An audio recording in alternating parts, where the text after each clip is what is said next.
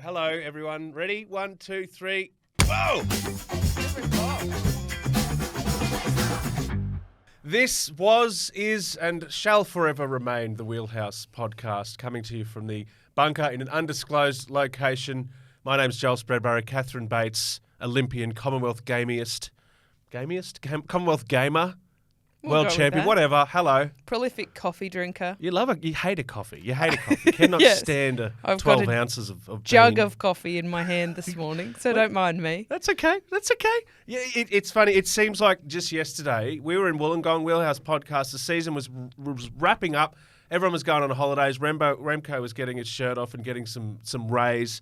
Yet here we are. We're on the cusp of jumping back into the saddle for a new one. We're going to look into how different riders approach the pre-season, the early season races, why they make the choices they do, why they train where they do, that kind of thing. I'm fascinated to throw some questions at you, Kate Bates. Also, Australia's gearing up for the return of the Tour Down Under after a very painful 2-year hiatus, and there's going to be some celebrity spotting happening in the early parts of 2023. And Grand Tours versus Classics. What means more for riders, for fans? What do we gravitate towards more? We're going to dive into that. Before anything else, there's a scent in the air.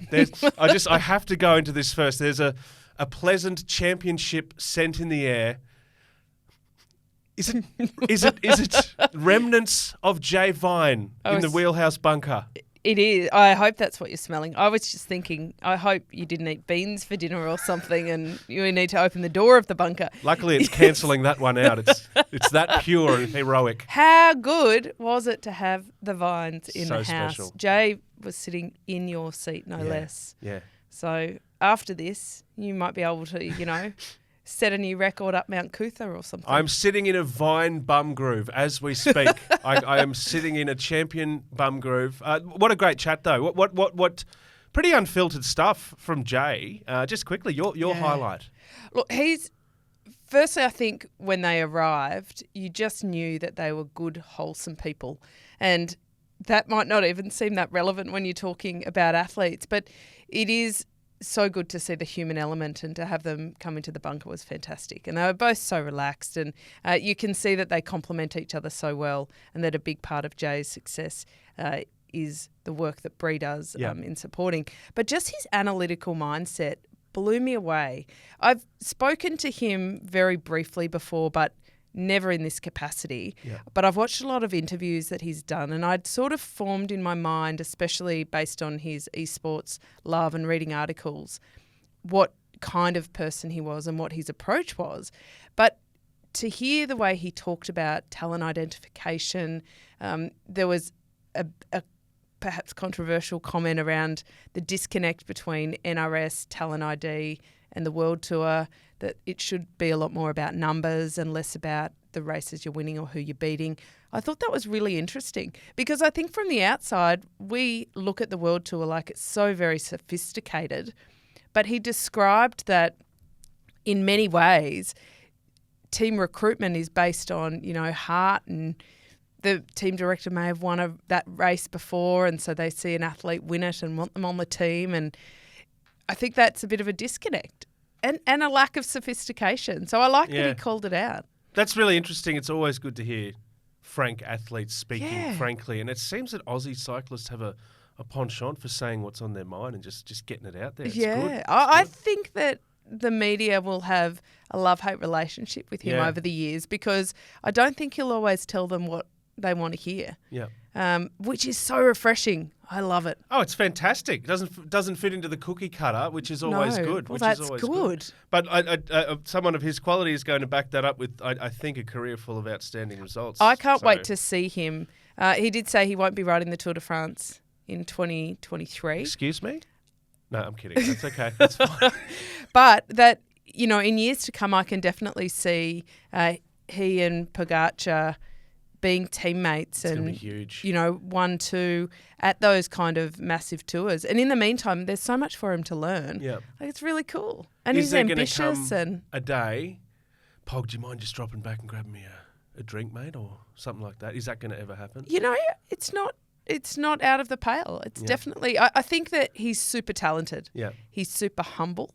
The way he spoke about his favourite riders, watching them race, Gilbert, I like to call him Philip Gilbert, that he fanboyed at his first ever World Tour Pro race with Cav. That was just fantastic. And I now forever have a vision of Jay Vine kind of, getting up the guts to go up to Mark Cavendish. Hi, nice to meet you. So hang on. So he breached your ban on talking about Mark Cavendish. He did, but we did discuss that, of course, because I told him that we were so disappointed, Joel, as you know. But, look, the only thing I forgot to ask him, because I got so immersed in all of the storylines going on, lots of tangential conversations, which were fantastic. I wanted to ask him what his favourite coffee shop was. Of course.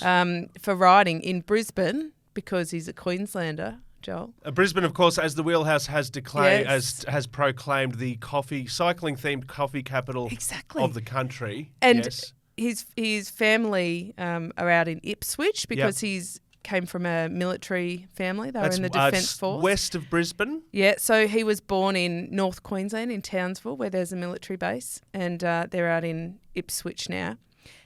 And so from that, I wanted to ask him his favourite coffee shop in Brisbane. I forgot. Jay, alas. I'm sure you're watching and listening. Please let us know on our socials what your favourite coffee shop is for the love of goodness, so Kate can get that off, so she can tick that off her list. Yes. Now, one thing that I love about it, other than the husk that's been left in the studio, is the fact that he's a proud Queenslander. And if you don't mind, Kate Bates, let's just stay on amazing Queenslanders for just a second. And amazing Wheelhouse podcast guests, because there will come a time, I'm not going to say when, we are going to have another legendary Queenslander in the studio by the name of Anna Meares. Anna Meares. You may have heard of Anna Meares. I'm sure you have. She's been in the headlines in recent weeks with her involvement in Paris 24 as the chef de mission. Chef de mission. Chef de mission. Yes. I love how antiquated it is. I mean, it's pretty much the chief of the team, right? The boss. But the fact that they call it the chef de mission. Also makes the pancakes every morning as the chef de mission. No, Joel. What? The crepe. The crepes, sorry.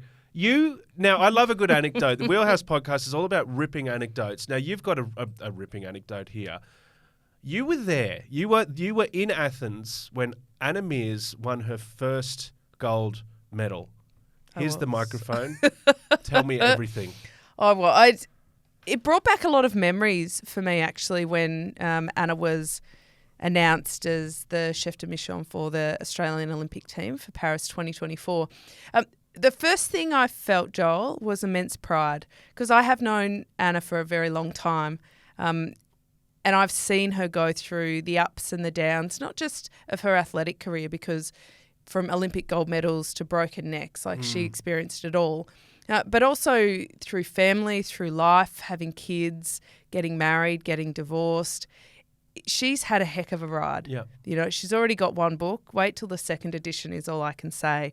And seeing her named in that position, the youngest female ever named, the second youngest after John Coates himself, the president, long-standing president of the Australian Olympic Committee. The next youngest was Nick Green. He was 45, one of the awesome foursome rowers. Yep. Massive. For women in sport, but for her personally, it was just tremendous. So I'll start off with that, because I think when I look back at my career in the sport, both as an athlete and now as a broadcaster, so many of my high moments aren't actually things I've done. Yeah, okay. They've been being in the position to witness these incredible things happen. And one of my earliest memories in performance in the sport was in the Athens Olympics. And we'd had this big training camp leading in. We were all pretty highly ranked on a world level. Anna was ranked number 1 in the 500-metre time trial.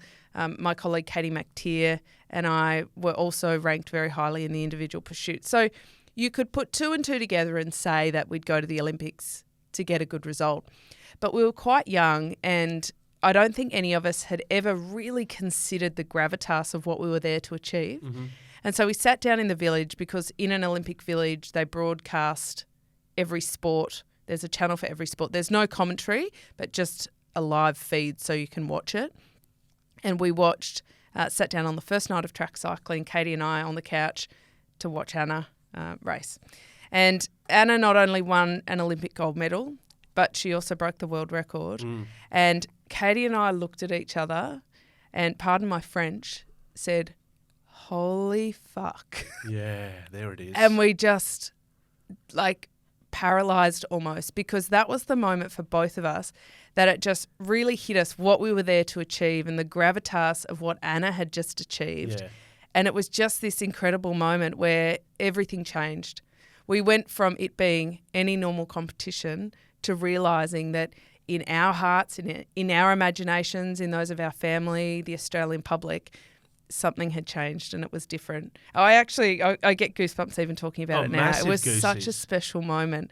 How did it change your relationship with Anna? So were you go from being colleagues, I guess rivals to an extent. Does she become a mentor? What does she become after that moment? I mean, I think it's an interesting one because to me, Anna's always been a little bit more like a little sister. She's a year younger than me, and we've always just gone about doing our thing, and there has been no pomp about it. I respect her enormously and the process she goes through, but more than that, I think I respect her as a person and the way she approaches it. So the gold medals are just something, but she's always been someone to learn from in every way, and I think I've been really lucky to have that relationship with her. And the way that she talked about the athletes when it got announced that she would be chef de mission, that made me proud because I was like, she's not a 17-year-old girl from Middlemount, parents owning a chicken shop. Do you know? Like, she has arrived. I found a photo. I did some trawling and some digging, found a lovely, lovely photo of you pair. Talk us through this one for those watching on your... This is a photo with Phil Liggett at the Tour Down Under in Adelaide, where Anna and I worked together. And this was the first time we were commentating on the Women's Tour Down Under. And this was the first time Anna and I worked together in a broadcast, which was really cool because it was also the first time that they had two female commentators on the race. And Anna and I then went on to work together at Track World Cups, and we've done a lot of work together now. But this was a real changing point because it was the first time there were more women on a broadcast than men for that level race. We'll got to put this one on socials. It'll be up there for those listening It's a great pick. Like, the three of us were just absolutely thrilled to be able to work in that capacity. The legendary Phil Liggett as well, Anna Meares and Kate Bates all in the one room. Wow. And I just have to say before we move on that something about the announcement with Anna that became really front and centre, which was interesting, wasn't about the sporting element of the Olympics and her role. It was about the voice that athletes had, and she got asked a lot, will you allow, as the chief, will you allow the athletes to speak their minds freely, to talk about whatever it is? And a big thing that Anna says is athletes aren't robots.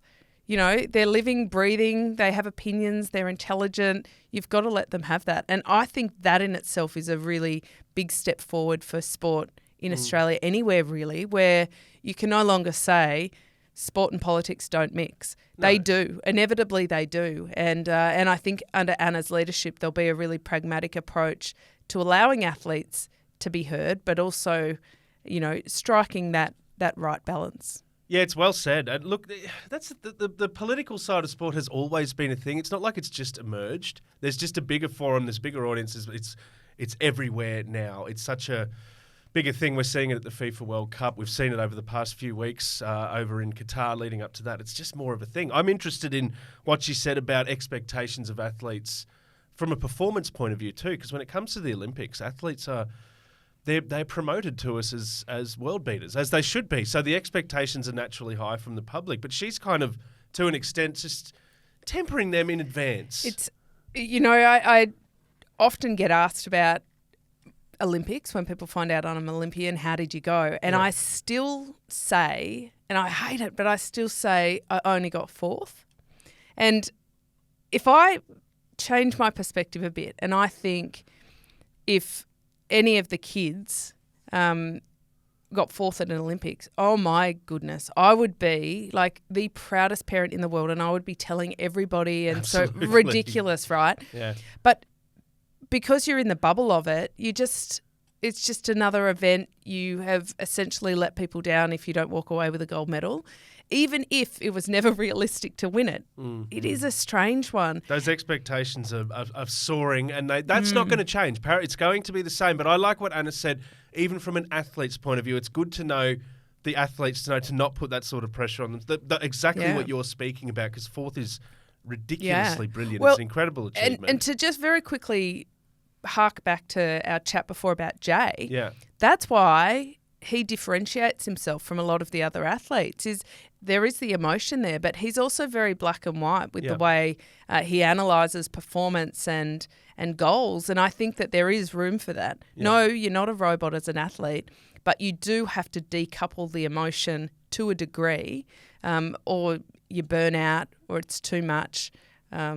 It's exciting though. I'm really excited. I don't know why I never necessarily thought that Anna would be in this position, but yeah. You get a bit emotional. You haven't touched your coffee for at least 5 minutes. Oh, look, I need to stop talking. But they also made the announcement in Brisbane, Beautiful Joel. Brisbane. Yeah. Beautiful not Brisbane. That we're Brisbane-centric here, because we're not in Brisbane. No, we're in a mysterious location. But I mean, I'm a New South Wales person. Yeah. I wouldn't be able to tell by all the paraphernalia. Yeah. Well, look, state pride is the thing though, right? Sure. Because where we live in Brisbane, my partner Luke and I, is just around the corner from what will be the big stadium. Yeah. And I don't know if I'll ever be able to call myself a Queenslander, but I tell you, it's close. We'll get you. I know. It's amazing to see Anna Meares. And look, congratulations, obviously. I remember seeing her in Wollongong, and she's a proud mother. She's a normal person. She's still this Olympic hero. I think there's such a healthy balance that she displays that's going to be so good for the athletes themselves. The reality is our perceptions and expectations of athletes in the Olympics, they're not going to change. We get excited. We want to win gold medals. But the way the athletes handle that pressure and deal with that is the message that she's sort of sending. And I like that shield. So well done. Really looking forward to having her on the show. And take a moment to drink my wipe coffee. the eye and drink your coffee, because it's thank you for sharing those memories. They're beautiful. So, as I said, the season's come to an end, and then you blink, next minute, the next season's upon us. So there's been a few interesting things popping up. The Tour Down Under, of course, comes back. It comes back after a couple of years. And Cadel Evans, Great Ocean Road Race. Yeah, and the women's tour for the first time as well. But what excites me here is we're going to see some big names coming to Australia to flog themselves in the stinking heat to prepare for Doesn't that event. Sound so glamorous? I feel like the off seasons are getting shorter and shorter, Joel. Yes, it was like yesterday. Yeah, so December is traditionally where it all kicks off. We've just entered December. I hope you've put your Christmas tree up. We did, Joel. Actually, did. Yeah, excellent. Thank you for asking. Baubles are plenty. Indeed. We're big on Christmas theming in our house, or should I say, I am, and drag everybody along with me. Yeah. But December means that a lot of the athletes will go to their first, if not second, training camp with the team. So, as an example, Jay Vine still signed with Alpecin until the 31st of December, but he is going to the UAE for team camp in December. Okay. So, he'll still be riding around in his Alpecin kit, though. It's always, those photos are always really interesting to see in the December training camps, because they're still contracted to wear the kit from that team they were in. But it's an opportunity for them to, tweak their time trial bikes, get to know everybody. It's usually the entire team comes together. It may actually be the only time the entire team comes together, because you can imagine that once January hits, there's specialist units that go off, left, right and centre. For example, at UAE, Pogacar will have his Tour de France extended squad, and they'll do a lot of races and training together just to solidify that. And same with the team staff as well, to make sure they know them really well. So December becomes this incredibly important part before they jet set off onto their next races. Some of them to Argentina to start the season, where I believe Peter Sagan and Remco Evenepoel are going. I'm a bit disappointed. I thought, as a big fan of the Wheelhouse, confirmed listener, his words, Joel, that Remco might make another trip down under. I feel you might like be sentimental. it feels a little bit like a breakup. I'm sorry to say, but like in Wollongong, everything was fine. We had this beautiful date. We danced. Dinner was lovely. And now he's not returning our calls and ghosting our texts, and he's not coming. But anyway, that's We'll fine. try him on WhatsApp. Can I throw a few R's at you really quickly? R's. I'm reading a lot about riders running. Okay, running. I want to ask you about the cross-training element in this. How many Ks are you putting in? Because I know that it's all about smashing the Ks, getting your butt into the saddle and riding lots and lots of Ks. How much are you flogging yourself? Sorry to use that expression again, but how much are you, as a pro cyclist, are you flogging yourself in December? Yeah, I mean, December's all about base kilometres. So base kilometres tend to be slower, long rides, lower on the intensity. So not focusing on the speed so much as the intensity, the watts, the heart rate, just making sure, I mean, it's like building a house and not one of these shoddy builders, Joel. You got to get the top-notch ones in to build that foundation. So 3 to 4 hours a day, up to 5 to 6 hours a day at this time of year is what they'll do. But it's lower intensity. The efforts they will be doing will be sub-maximal, more strength based. Some of the riders get in the gym. A lot of them have quite significant programs around stability and core and that sort of stuff. My memories from training camps at the early season training camps involved a lot of things like, you know, ostensibly said that it was yoga, but really it was kind of a pretzel torture session. I was about to say they threw us on a rack. Twisted you, said do 572 sit-ups. It's a Spanish Inquisition style of training. You know, but it's all about sort of getting all of the small processes into place, making sure your bike setup is perfect, doing the hours on the saddle so that if you do need to adjust anything, it's good there. But they're enjoyable Ks. Like this is the time and these are the camps where you actually get to know your teammates. You get to actually have good chats and nobody's doing anything so specific. Because, and this is an interesting thing to consider, is that during the season, it's a pretty lonely trek. Like you can't do a lot of riding and training rides with teammates because actually you need to have your head in the wind and you need to be doing specific efforts and it's not like a social ride. So now is the time where they actually get to enjoy riding their bikes. That's amazing. And I have to another quirk. It's not a quirk, but it's a thing. I mentioned from Spanish an emerging Inquisition. cyclist. A little bit. Well, yeah, and that's what some of these topics fascinate me because Spain keeps coming up. They all go to Spain. Spain is Spain that. Mallorca. Why Spain? I was about to say we're going to, but it's Ibiza, so it's a bit different. That's all right. Mallorca, well, there's a lot of reasons I think they go to Mallorca, but the first and foremost is the weather. Yeah.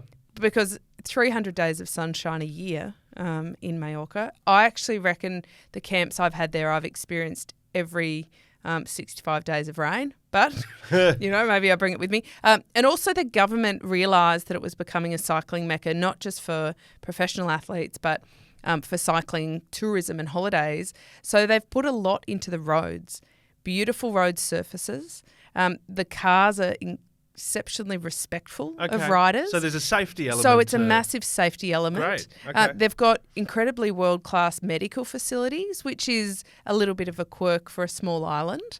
But because so many Brits in particular travel there, they've actually got some really good reciprocal kind of Medicare arrangements. Oh, wow. I know, it's a small thing. That's but such a rare I fractured my shoulder on training camp in Mallorca and had the best health care. It was amazing from the local hospitals and providers. So all around, everything that could go wrong and, you know, they need to think about on training camps, the best environment, the safest environment, but then have redundancy and mitigation plans for if things go wrong. Mallorca's just this perfect place for that. I mean, not to mention the beaches and the coastline, Joel, but it's 312 kilometres around is the longest loop around the island. Yeah. A lot of internal roads. There's a lot of roads to ride. Okay. So it's just training paradise. Lots of climbs, beautiful road surface. I think all 23 of the world tour teams are all heading there.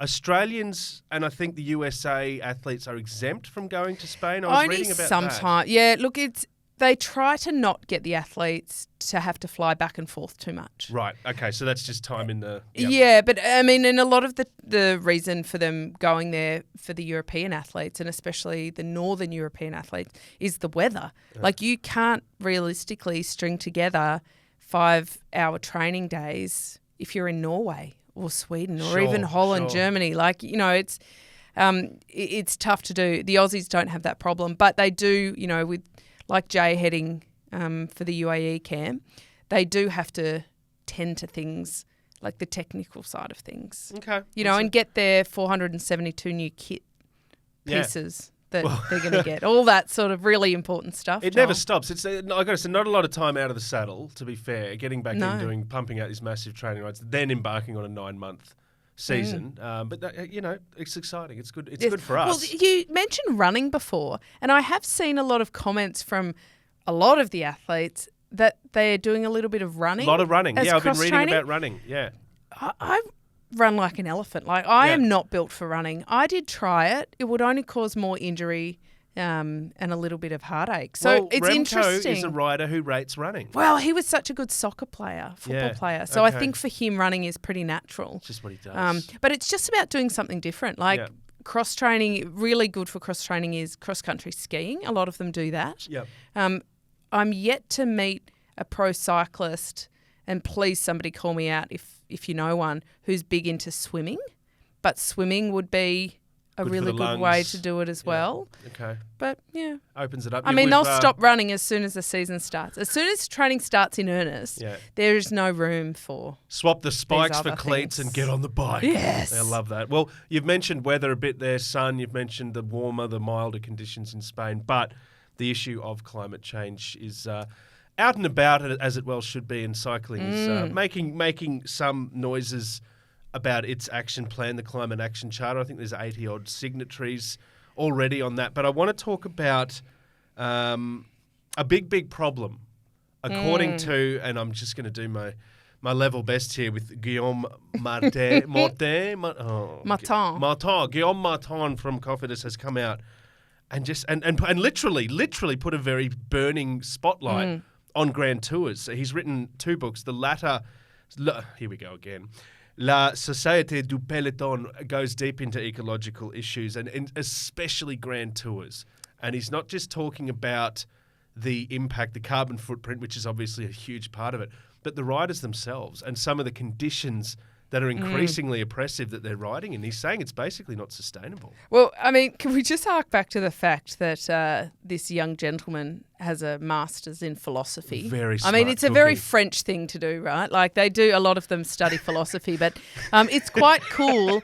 And his 2 books, and I haven't even bothered to try and be as brave as you here, Joel, and murder the titles of the books. I've just gone for Google Translate. So his first one is called Socrates on a Bike. Okay, yeah. And it's a bit of a wandering tale about what would the philosophers do if they were in the pro peloton riding the Tour de France. Wow, okay. Right. There's an angle you never ever would have thought of. I know, ever. right? It's unique. Yeah, if nothing else. And the second one is called The Society of the Peloton, Philosophy of the Individual Within the Group. And he talks about riders' individual responsibilities within the peloton. Yes. But it seems to almost be a bit of a defensive essay book about how people look at athletes like they're very one-dimensional. But in fact, he's saying we're very multifaceted. Yep. Don't write us off as... essentially like meatheads on a bike. Yeah. We've got brains. Use us. And so I think his comments recently on climate change follow exactly, his philosophy on all of this, that we are in a position to affect change and we need to use our voice. So I love that.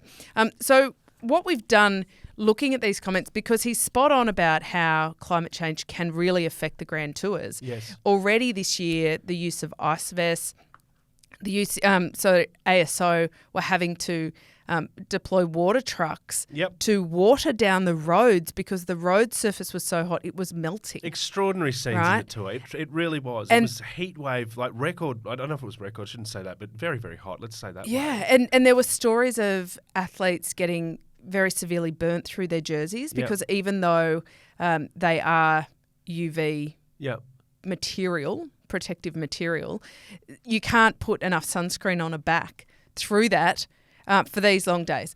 So it's very relevant, but it comes hand in hand with what happened in September where the UCI put out a UCI Climate Action Charter. I've printed it out, Joel, because let me start by saying I desperately want the UCI to be at the forefront of being an example, an exemplary organisation Yeah. for change. Yeah. Not just because the bike is so powerful and, it really has the ability to reverse climate change in so many ways. As an instrument of change. It's like literally get on your bike, but the Yeah. sport itself, sadly. Well, and so I printed this out because I read it online and I thought, am I missing something? It is a very lovely marketing document, let me just say that. But it has these platitudes like we will work together, we will learn from each other, we'll share insights. About what? What Okay, are you thank working you. toward? A little bit vague. By activating our communication channels, we will engage fans, communities, spectators and the wider public on the bicycle's role in climate action and sustainable development. Again, how? And there's 8 of these points. And the final one is we will respect nature and raise awareness of biodiversity's values to people. Yeah. But how? All right. So if we just look at the sport of cycling itself against this document that really just seems like it was a high school project, to be honest, like lovely marketing document. If you think about the way that cycling does have a massive carbon footprint, we've got to look at the broadcast. We've got to look at the methods. For example, the choppers. If you break down the carbon footprint of any race, the biggest impact is the caravan, is the choppers and the broadcast. And then it's also the caravan being the promotion caravan at the front where they drive, the cars with giant lines on the top, toss things out, usually single-use plastics and some stuff. Indeed. And then the cars behind, all of the team cars, the media cars, the VIP cars, et cetera, and then also the long transfers. So how can they turn this marketing fluff document into actionable change? And I think the things that they've got to look at, if we start with the broadcast, COVID taught us that a lot can be done remotely. Yeah. So you don't need every journalist to travel to the race. No, you don't. You don't need helicopters. You don't need, well, that's the thing, right? So it's about changing even safety laws and laws around the use of drones and things like that. And France as a nation are very forward thinking. Like they've banned moving forward, I'm not sure what year it kicks in, I think maybe 2025, internal flights where if you could get there quicker within 2.5 hours by another mode of transport, they're banning that flight route. Yeah. Which is exceptional. Now, in cycling, it is a little bit different. It's not as simple as just getting rid of the helicopters. They act as links to broadcast. Like, it is a complicated picture. So I think that we need to have a pretty balanced approach to how we even criticise them. Yeah, that's well said, yeah. But what can they realistically do? Well, one of the points, number 7, we will prioritise low-carbon transport. That's a tangible one. It's like, sure, it still is going to be a huge convoy of vehicles, but at least if they're low-emitting vehicles, that's something. There's one that we will – I saw one that caught my eye as a little bit vague, but we will basically ensure that the effects of climate change are factored into our future plans comes in, but there's no how. There's no how, when, where, why. I want that. And I suppose they will say that this is just an aspirational document and this is their starting point. And now what they need to do is go back and make templates and be the leader, the industry leader. And they've had 80 signatories to this so far. I hope that's more than just ticking a box, because you can sign up and do nothing One with of it. the biggest criticisms on climate action is lip service. And this is it's an ongoing issue at all levels, at government levels and all of that, and massively, massively in sport.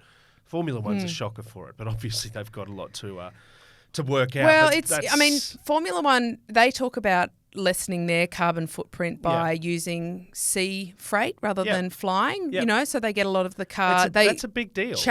They change their program to make sure that it can work with shipping rather than flight. Yep.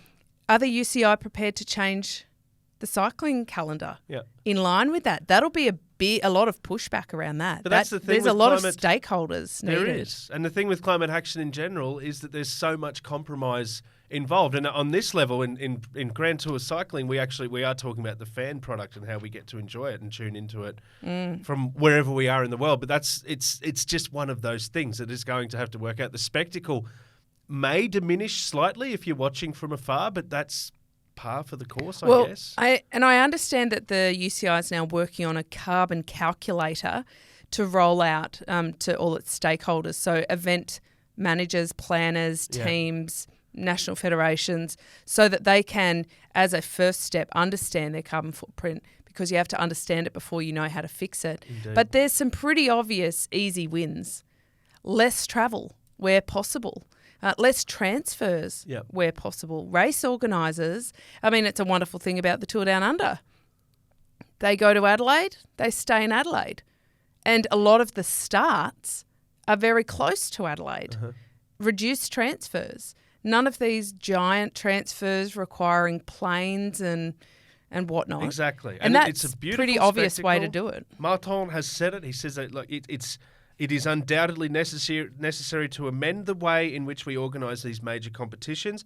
Yes, we need entertainment, but we can probably entertain ourselves in a more reasonable way. I actually think that's not a bad quote. I hope that quote doesn't get taken out of context, Joel. Why did you have to take it dearie there? me. No, look, dearie it's me. a fascinating topic. Good on them for getting on the front foot with it, but I completely agree with you. There's a little bit of vagueness that I'd love to see phase two. Basically, I'm cynical, but I think that we've just learnt to be that. But I hope the athletes, and I hope someone like Guillaume Martin leads the athletes in having a big voice, in not just, and it's hard because they've got so much going on. They're focusing on performance. To expect them to also then be the advocates. But that comes with a responsibility that they have of their profile. And sport is so powerful. Athletes have such a big voice. And I think that, they can also do a bit more. And led by the philosopher himself. What would Socrates have done on a bike? Yes. Oh no, my beard is getting caught in their spokes. Anyway, Kate Bates, it's a fascinating topic, and one, as we say, athletes' voices, all of that, will stay across it. I just want to have a quick little chat. Classics versus Grand Tours versus the Tour de France. Now, as a newcomer to the sport, as many newcomers are, it was the Tour. My introduction was the Tour. So many start following the TDF as their introduction, and that spectacle, while it remains a spectacle as per our chat just now, is so brilliant. But the classics, the spring classics, why are they potentially more appealing to fans, and where does the hierarchy sit for riders? I have a few points I want to ask you about. I just want to get what's your take off the bat? I think it's a good question, Joel. Nice one. Thanks. Wow. I was up all night workshopping You're that. really good at this podcasting stuff. We should have you back. Look, if my face was an emoji right now, it would have like little love heart emojis thinking about the classics. You do love your classics. There is definitely a romanticism around cycling, a passion for it that you just naturally align to. So there are some fans and riders who grew up watching the classics and they just love it, and they love the drama of Paris-Roubaix, and they love the history of Flanders and of Lombardia and the bookending of the season. You'll never convince those athletes that the Tour de France or winning a Grand Tour stage is better. Mm-hmm. Likewise, you'll have athletes who grew up watching their heroes play out, racing up Alpe d'Huez and sprinting down the Champs-Élysées, and you'll never be able to convince them that a one-day race is where it's at. in the middle, you have the athletes who have the physical capabilities to do both. Wout van Aert, may he be the best example right now, or Pogacar as well, who are capable of both. Yeah. That's where I think it gets really interesting, because public opinion comes into it, where people seem to think one is more worthy of the other. And I think overwhelmingly it falls onto the Tour de France. Yeah. Like, it's this beacon that athletes should want to win a stage of the Tour de France, and that should be more important to them. And I reckon there's a bit of push and shove around that. I think you've said it beautifully. I think that there's an anticipation element that makes the classics excitement as well, because there's this sort of gap, and the athletes are all hitting them in top form, top fitness, and there's an ultra competitive edge that makes them naturally exciting. All the contenders coming together, racing their absolute guts out. That's the other thing in the Grand Tours. It's like there are riders that certain stages, obviously, it's like I'll just get through today. Yes, well, as Jay was talking about, just joining Gruppetto. Like, you know, he was actually very articulate about that point, that on any given stage of the tour, not everybody's actually there to race and have a goal. They're there to finish. So it is very different. And there's no GC to worry about in the classic. Like, you just get in, get it done. If you don't get it done, you don't win. You're done. We'll see you next year. And the DNF numbers in classics are far more significund, because once you're out of the race, you're done. You're done. You put a fork in you. You're done. Yes. You're done. I want to. You used Wout. I'm so glad you used Wout, and also Pogacar, because they are the superhuman. You know, just whatever. They're the whatevers. They're the whatevers. The good classics riders are rugged, and I think there's a relatable element to these guys and girls, because they're charismatic, they're powerful, they're brawny, they work so hard. I shouldn't say relatable, because I can't do that, but you know what I'm saying? There's a reachable element there. If you work hard and you get it done. Yeah. Whereas people like Pog, who just do Grand Tours for fun and win them. So but he wins. He's superhuman. interesting because he wins classics too. Yes. And he's like probably more scrawny than brawny. Well, your 17th said with cousin, all due respect, Jonas, is a great example. Podgy. Yeah. Poor Jonas would get bounced off a cobble. Yeah. Straight into the ditch. Boom, out. He See you weighs later. 14 Thanks for kilos, coming. Wringing wet, as they say. Yes. Yeah. I don't know. I'm interesting, but I think Grand Tour riders like him, they're more calculating, they're more tactical. Well, there's they have more to of be. a carpe diem, And seize the day in a classic. To win a Grand Tour, there's so many elements that go into it, but overwhelmingly, it's consistency. Yep. So not just in performance, of course there's that. There's also consistency in your mindset.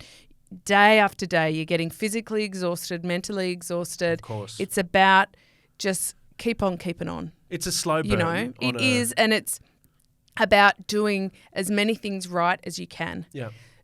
To win a classics, to me, it's almost like you can't do anything wrong. Yeah. So it's not even about doing all the right things. It's about not doing too many wrong things. Like at Paris-Roubaix, trying not to fall off, trying not to do things, putting yourself in the best position, and then there's a bit of a lottery about it. Yes. It's great. You know what that I don't know. translates I mean, to? for me, it's classics, right? That translates to instant gratification for those watching. The spectators watching aren't waiting 2 or 3 weeks to see how it all plays out. There's no predictability in the classics like there becomes in the tour. Like you go into the Grand Tours and there aren't 20 people who could win. Yeah. I mean, I reckon something like Paris-Roubaix, it's like the greatest show on earth. The greatest show on earth. There you go. I think Merckxy loves it too. And Merckxy's you'll win a rock. Huge fan. Come on now. Is there a better trophy in sport? Oh, there's a documentary somewhere in that. What's it called again? The pavé. The pavé? The cobble. What are we going to call the trophy? the documentary. The Rock. I think that's Can we get been used. Nicolas Cage to narrate it? Oh, heavens, please no. Paris-Roubaix. What about Dwayne Johnson? Can we get him to narrate it? He's too busy narrating literally everything else that ever comes out ever. Well, at least he's familiar. But it's got to be one of the best sporting trophies, like just to divert a little bit. I'm so glad you interrupted me then, because I was just about to start doing a Nicolas Cage impression. Oh, it was really please bad. don't. It's terrible. No, I'm not going to do it. Yes. If I ever have to sit through Con Air again. I did it again. I'm not doing it a third right. time. Classics, consistency gets you nothing. I love it. Instant gratification is there for all to see. I think it's a fascinating discussion and one that we will tap into. And look, just from a very practical point of view, Joel, how's my talking going this morning? Good, thanks. Think I need more coffee. For Aussie fans, the Tour de France it's hell. Yeah. Like the hours, if you're watching it live. And the problem with not watching it live is that you then can't touch a device until you've watched the stage. Yeah. Like you can't talk to your friends. You can't open your email in case you get notification. Like you've got to avoid everything to not spoil it. So the best way to do it is to watch it live. It's grueling. You know, I like to bring other sports into the bunker. Classics. I will. It's just one go, you get some sleep and you're feeling refreshed. It's cricket. It's Test cricket versus limited overs cricket, T20. There's hit and giggle. There's instant gratification. There's excitement. There are heroes. There are heroes that go out and achieve big things in short spaces of time, whereas Test is for the purists. It's 5 days. In a Grand Tour is 3 weeks. I mean, if we used Hit and Giggle as a documentary name, I think we'd have to be careful about ensuring that the rating was appropriate on that one. Okay, yeah, that's great. I love that I just made this wonderful point about cricket, but you stopped listening after I said hit and giggle. That's fantastic. I did. Yeah. I actually did. No, very valid point, Joel. Final verdict, Thank you for bringing that up. That's okay. That's all right. Final verdict, GT, classic, 1, 2, 3, go. Classics. Oh! Every day. Without any doubt. Okay. No doubt. I'm on the fence. Ooh, I'll get there. Righto. I'm going to do one more. Let's rock. That's my Nicolas Cage. There you go. Can we move on? Yeah, we can. This has been extraordinary. It always is. This is the Wheelhouse Podcast coming to you from an undisclosed location in a mysterious bunker and somewhere in Brisbane. Before we go, Joel, I stumbled this week on the best long form article I've ever found on eating while riding your bike. Right. A little bit of an analysis. Hang on, what to eat or actually the act of actually eating? It was more about how many calories are required. They reckon up to 9,000 per stage in a Tour de France. Okay. It's a lot of Mars bars. I think a Mars bar's got about 250 calories. Oh, is that it? Okay. Yes. So, I'm being serious. I thought it was 1,000. No. So what's 4 times 9 then? 36. Exactly. Yeah. 36 Mars bars. Right. Anyway, I went to the Parramatta Cycling function, the end of year function a couple of weeks ago. We had Sarah Roy along. That was fantastic. At the end of the night, people were asking questions, fan questions. And one of the questions was, what do you eat while you're riding? What's the best food to eat? And I remembered that for me, my favourite ever was a baked potato in foil in your pocket. And okay. Right? Yeah. And even Sarah Roy was like, that's not a thing. And I'm like, okay now, come on now. It's like, whatever, Roy. It is. But it came about because in the team at the time, there were 2 celiacs. And back then, the avoidance of gluten was a reasonably new thing. To date myself a little bit, it was, 20 years ago. And there wasn't this great technology in food, race food, that was gluten-free. And so potatoes became, a staple. To this day, there is not a better food to me than a baked potato squashed in the oven, bit of salt and oil, nice and crispy in the back pocket. Interesting. Yes. And I just wanted to ask you, before we wrap it up today, Joel, if you could have an ideal pocket food for a long ride, what would it be? Oh, lasagna, surely. What? Squish it into the pocket and you can the practicality of that. Look at me go. I love it. How did I think that you might give me a serious answer there? No, just say it. It's you're going to get a handful of it no matter what. You don't have to fiddle with alfoil and all that sort of rubbish. Right. Yeah. Obviously not lasagna. I don't know. Is your wife doing the washing, Joel? Because that is a crap idea. Bananas, Kate Bates. Bananas. I'm so big on my bananas. I would just have... I've got my banana shirt on like today. A banana. Thank B1? Or are you B2? Both at the moment. Let's be fair. Christmas kilos. We'll work it out. I want to talk more about this topic. I'm actually, because when you brought it up, I was like, do you mean actually the act of riding your bike, potato, unwrapping alpha? Ooh, it's a bit hot, juggling, still riding down a hill. It's not hot, but yes. Okay, yeah, that's amazing. Yes. I want to unpack this more because I would think even the act of peeling a banana is quite a bit to do. All right, anyway, yeah, okay. We can revisit this. Maybe. Yeah. Oh, hold on. What? We're going to have top 5 foods to eat on the bike. I can't believe... We're going to break that down more. There's definitely a documentary in There's that. a great reason to come back to the bunker and join us on the Wheelhouse podcast, because there's always going to be something exciting happening here. I'd like to thank you for listening, subscribing, sharing, because I'm sure that's what you're doing, and telling your friends as well. My name's Joel Spreadborough, joined by Catherine Bates. Thank you, B1. Thank you, B2. See you next time. The Wheelhouse is produced by River City Studios for Listener. Executive produced by Luke Meares and the Mysterious Merksy. It's written and hosted by Kate Bates and me, Joel Spreadborough.